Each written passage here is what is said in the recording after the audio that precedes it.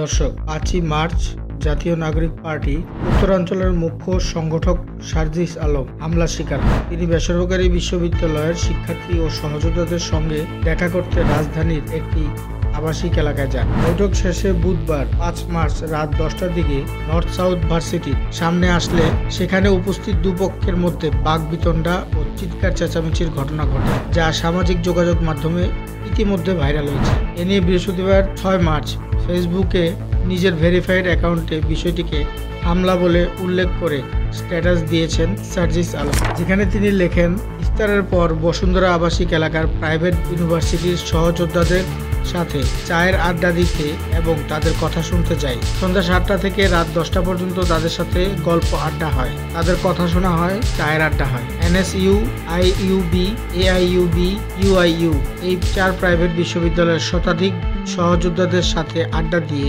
এনএসইউর সামনে দিয়ে হেঁটে আসছিলাম। আমার সাথে ১৫-২০ জন প্রাইভেটের সহযোদ্ধা ছিল। পরে এনএসইউ গেটের সামনে দেখি ১০-১২ জন ঢাবি সিন্ডিকেট নিয়ে স্লোগান দিচ্ছে।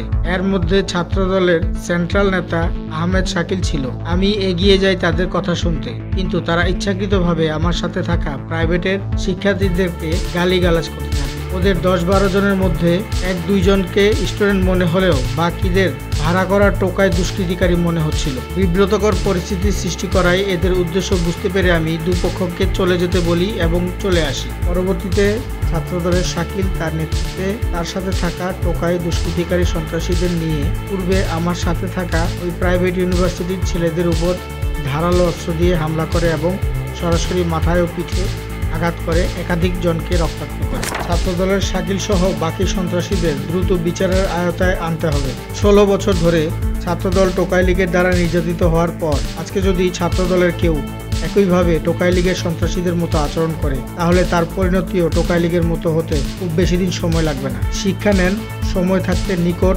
অতীত থেকে শিক্ষা নেন। দর্শক, ঘটনা পর্যালোচনা করলে খুব সহজেই বোঝা যায় এটা পূর্ব পরিকল্পিত ঘটনা। ছুরিকা আঘাত করছে আহমেদ শাকিল, মাশরুফ তার সহযোগী। মাশরুফ আমাকে প্রথমে এখানে কামড় দিছে এবং তার স্ট্যাটাসে সে এটা লিখছে, কালকে আপনারা দেখবেন যে সে স্বীকার করছে যে সেখানে কামড় দিছে, কিন্তু অন্য বাকি জিনিস স্বীকার করেন। মাশরুফ হচ্ছে নর্থ সাউথ ইউনিভার্সিটির এখন স্টুডেন্ট।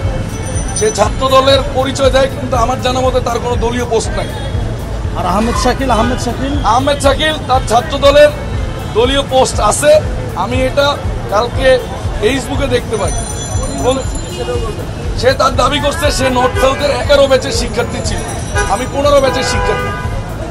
এই ঘটনাই বলে দেয় আমাদের ছাত্র নেতারা জীবনের ঝুঁকিতে আছে, কারণ ছাত্রদের রাজনৈতিক দল এনসিপি বিএনপির পথের কাটা হয়ে গিয়েছে। ওরা ভেবেছিল ছাত্র জনতা হাসিনাকে হটিয়ে বিএনপিকে ক্ষমতায় বসিয়ে দেবে। ছাত্ররা যে রাজনৈতিক দল গঠন করবে তা তো তারা কল্পনাও করেনি। এমন একটি নতুন দলের খুব প্রয়োজন ছিল, যেই দল ক্ষমতার অপপ্রয়োগের রাজনীতি প্রথার ইতি টানবে। হাসিনা হটাও আন্দোলনে রাজনৈতিক দলগুলোর অংশগ্রহণ ছিল, তা অস্বীকার করা যাবে না, কিন্তু ছাত্র জনতার লড়াই আর রাজনৈতিক দলগুলোর লড়াই এক ছিল না। ছাত্র জনতার লড়াই করেছে ফ্যাসিবাদী সিস্টেমের বিপক্ষে, আর রাজনৈতিক দলগুলো লড়েছে শুধু হাসিনাকে সরাতে, কারণ এই সিস্টেম দিয়ে হাসিনা পুরো বাংলাদেশ প্রায় 2 দশক তার হাতের মুঠায় রেখেছিল। বল প্রয়োগের রাজনীতি আমরা এখনই দেখতে পাচ্ছি। বিভিন্ন এলাকায় চাঁদাবাজির দখল নিতে মরিয়া বিএনপির নেতারা অপকর্ম করার পর মামলা না নিতে থানায় বল প্রয়োগ করা হচ্ছে।